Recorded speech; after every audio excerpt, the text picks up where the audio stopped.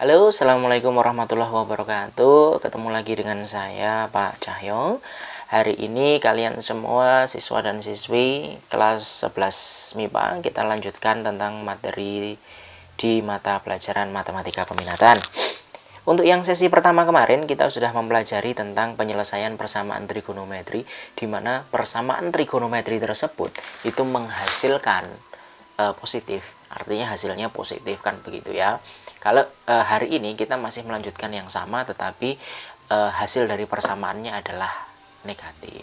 Kemarin tercontoh ada sin X sama dengan setengah. Setengah kan positif ya, berarti kan dia berada di kuadran 1. Nah ini nanti kita akan membahas contohnya cos 2X yang akan sama dengan min setengah. Lah kalau min setengah itu kan bukan di kuadran 1. Seperti apa itu? Mari kita pelajari bersama. Sebelum kita masuk nomor 1, coba tolong dilihat itu, dikonsentrasikan dulu. Slide ini adalah slide yang saya ambil dari sesi pertama yang kemarin, tapi ada sedikit ralat di situ ya. Ini sudah saya ralat di situ bahwa kemarin tertulis minnya kurang jelas. Itu sudah jelas bahwa di situ adalah 360 min alfa. Kalau kalian sudah hafal tentang ini sudut-sudut istimewa, transfer sudut, dan rumus untuk mencari X, semuanya udah. Mari kita pelajari bersama. Oke, saya ubah. Anggaplah saya punya contoh soal begini, Mas Mbak. Cos sebentar ya, 2X yang nanti akan menghasilkan min setengah. Nah, cos 2X yang akan menghasilkan min setengah. Lah X-nya itu berapa? Kan begitu ya. Yang jadi pertanyaan itu nilainya X itu berapa. Kalau seperti ini, hasilnya adalah min setengah. Sehingga tidak mungkin itu sudut berada di kuadran 1. Kenapa? Karena di kuadran 1 itu baik sin, cos, dan tangen bernilai positif. Lalu bagaimana itu menghasilkan min setengah? Kan pertanyaannya begitu toh. Kalau seperti ini, kita anggap dulu, misalkan sini, anggap bahwa itu di kuadran 1, sehingga saya punya cos 2X itu akan sama saja dengan cos. Cos berapa yang menghasilkan setengah? Cos berapa? Oh, ternyata 60. Cos berapa yang menghasilkan setengah? Itu 60. Nah, ini kan KW1 ya, di KW1. Padahal aslinya kan bukan berada di KW1. Di KW berapa? Ya, kita menggunakan rumus transfer. Nah, inilah rumus transfer ini. Dari KW1 boleh ditransfer ke KW2, dari KW1 boleh ditransfer ke KW3, dari KW1 boleh ditransfer ke KW4. Dengan cara apa? Dengan cara ini. Sebentar, saya hapus dulu. Nah, jika nanti KW1 ditransfer ke KW2, maka rumusnya adalah ini. 180 min alfa. Jika nanti KW1 ditransfer ke KW3, maka rumusnya adalah 180 plus alfa. Jika nanti KW1 ditransfer ke KW4, maka rumusnya adalah 360 min alfa. Itu yang menjadi catatan. Oke, kita lanjut. Oke. Sekarang kita tebak. Cos yang menghasilkan negatif kira-kira berada di kuadran berapa ya? 1 nggak mungkin. Oh, di sini tadi ada ya. Nah, kalau kuadran kedua yang positif adalah sin, maka cos pun pasti bernilai negatif. Gitu toh?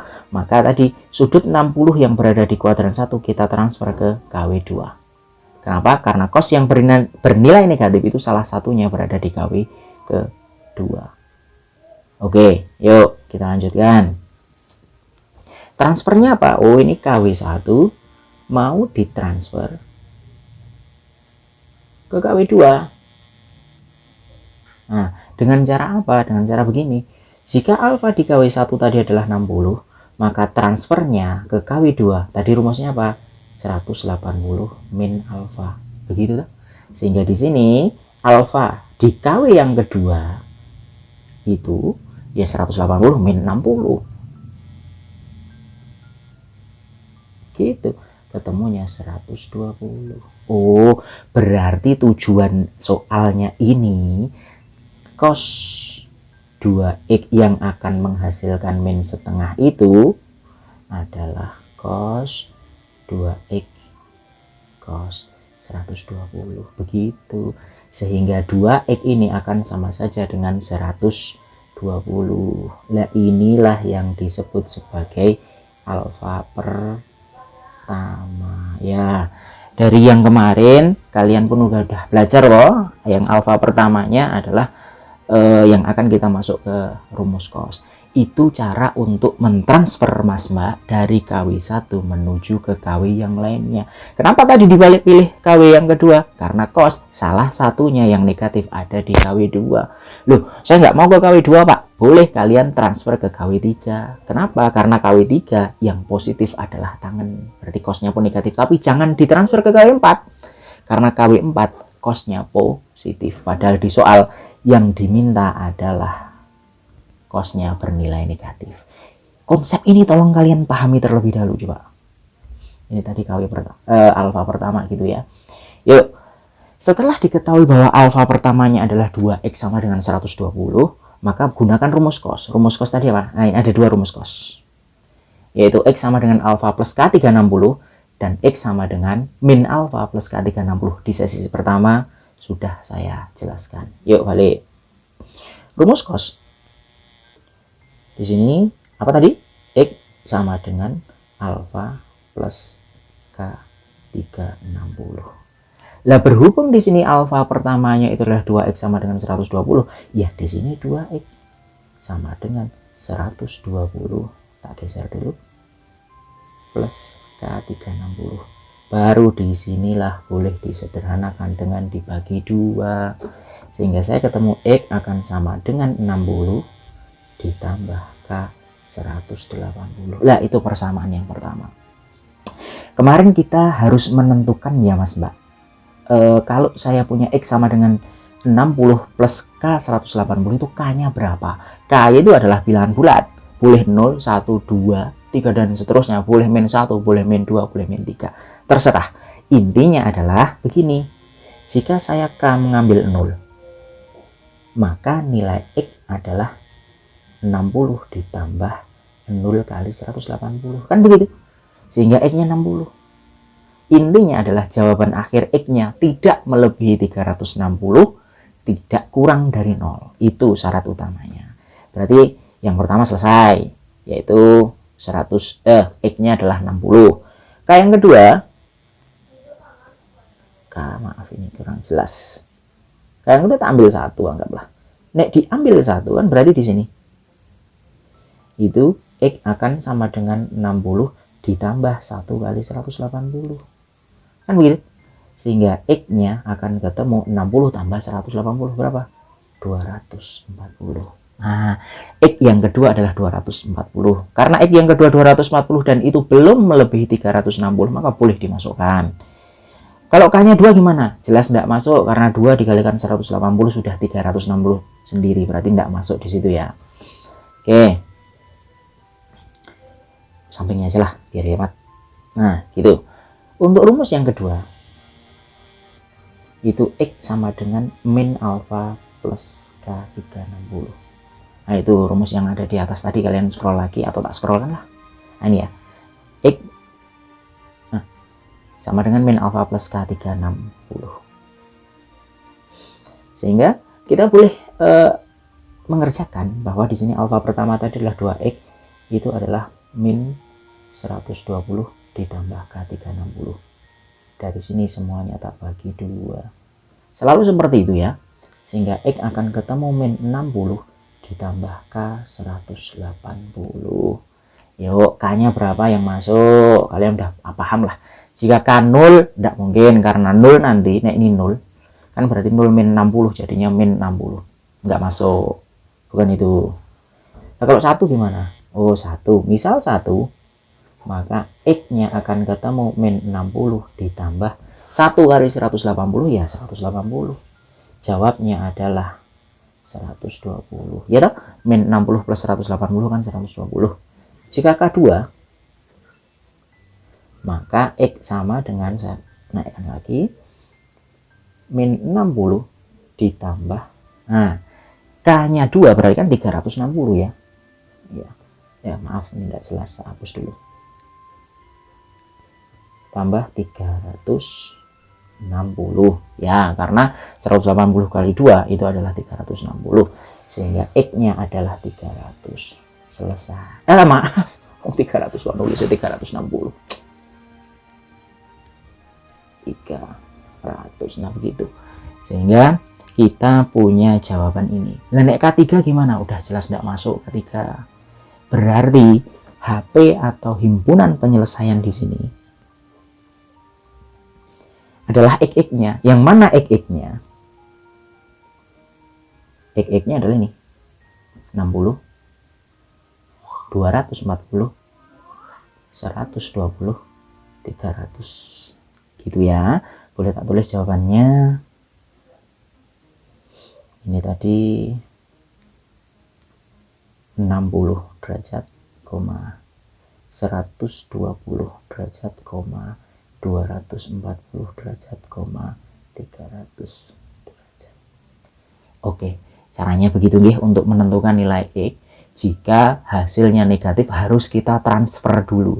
Boleh ke KW2, ke KW3 atau ke KW4. Tolong ini dipahami karena mohon maaf. Tolong dipahami nggih. Ya, itu satu. Mari kita lanjutkan ke nomor 2. Oke, berikutnya nomor 2 kita contohkan untuk yang tangan nggih. Kalian tentu mendengar suara-suara itu di luar agak berisik tapi tidak masalah. Semoga tetap bisa berkonsentrasi. Lanjut. Jika nanti kita punya soal di situ, carilah himpunan penyelesaian dari 3 tangan X ditambah akar 3 akan sama dengan 0, di mana jawaban X-nya nanti harus antara 0 sampai 2pi atau 0 sampai 360 derajat. Gitu ya. Oke, di situ ngomong 3 tangan X ditambah akar 3 akan sama dengan 0. Alangkah lebih baiknya jika akar 3 ini kita usir dulu ke kanan. Kita pindah ruas, kita usir. Sehingga akan ketemu jawab 3 tangan X yang nanti akan sama saja negatif akar 3. Gitu ya, positif saya ubah ke kanan atau pindah ruas menjadi negatif. Nah, 3 tangan X itu Mas Mbak, 3 tangan X itu adalah 3 dikalikan. Berarti kalau saya hanya butuh tangan X-nya saja, 3 ini saya usir ke kanan, perkalian dipindah ruas atau diusir menjadi pembagian, sehingga ketemu min akar 3/3. Gitu ya. Atau lebih familiarnya kita sebut sebagai min 1/3 akar 3. Gitu ya. Familiarnya kan begitu, kalian hafalan di sudut-sudut istimewa. Yuk, sekarang kita kerjakan prosesnya sama seperti yang tadi. Coba. Rumus tangan kalian tadi udah tahu di video yang nomor 1 tadi ya. Berarti di sini kalau tangannya bernilai negatif, tentu tangan tersebut bukan berada di kuadran 1. Terus berada di kuadran berapa? Ini. Anggap dulu tangan X itu berada di kuadran 1. Tangan berapa toh yang menghasilkan 1/3 akar 3 itu?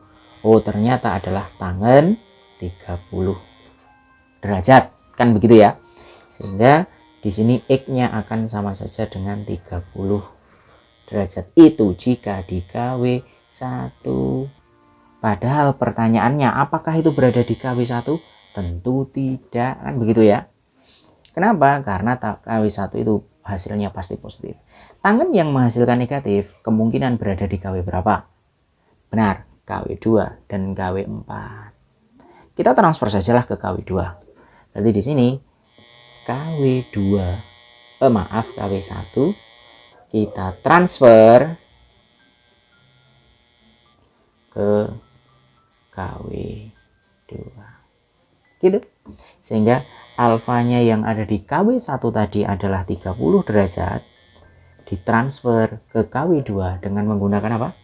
Rumus 180 min alfa. Begitu.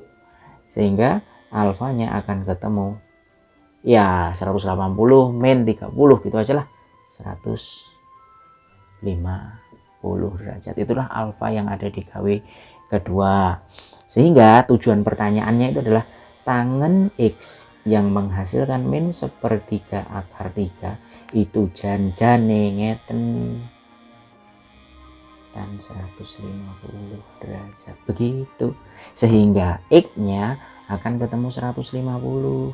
Lah inilah sebagai alfa pertama. Kan begitu.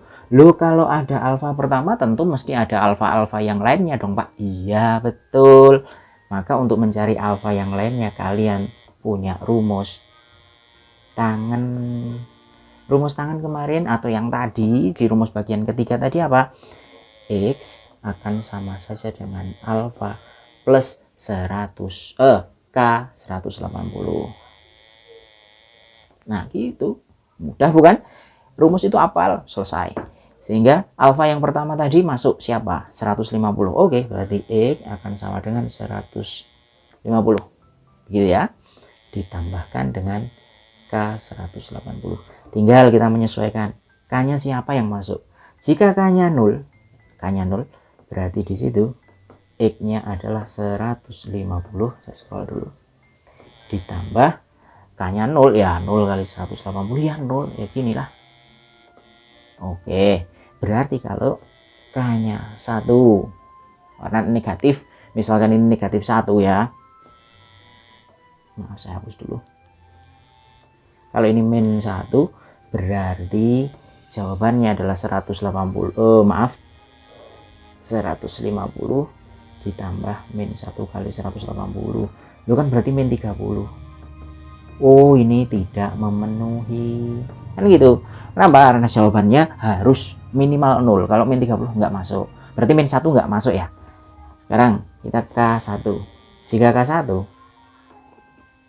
maka X akan sama dengan 150 ditambah 1 kali 180.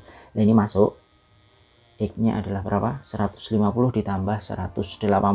Ketemunya adalah 330 derajat. Nah gitu. Lu nek K-nya 2, oh udah jelas nggak masuk karena 2 dikalikan 180 udah melebihi 360.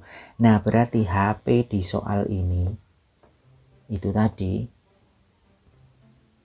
adalah yang mana? Nah ini HP-nya, himpunan penyelesaiannya. Ini himpunan penyelesaiannya. Begitu ya. Itulah sebagai jawabannya. Maka saya tulis di sini 150 derajat 330 derajat. Oke, hanya seperti itu Mas. Sesi 1 dan sesi 2 Mbak menentukan nilai X yang kita tidak pernah mengetahui itu ke dalam trigonometri, nggak pernah ketahui dengan 3 rumus yang sudah disediakan di situ. Entah nanti pakai transfer atau tidak itu tergantung dari soalnya, entah positif entah negatif. Sesi 1 dan sesi 2 saya akhiri cukup sekian. Untuk minggu depan sesi ketiga kita akan naik level soalnya, sehingga ini tolong dipahami dulu agar ketika nanti level berikutnya bisa mengikuti dengan baik. Saya kira cukup sekian. Silahkan dipelajari selama 1 minggu ini atau terserah, yang penting mari tetap semangat meskipun dalam kondisi pandemik. Tidak ada salahnya untuk belajar lebih giat lagi karena masa depanmu di tanganmu. Terima kasih. Assalamualaikum warahmatullahi wabarakatuh.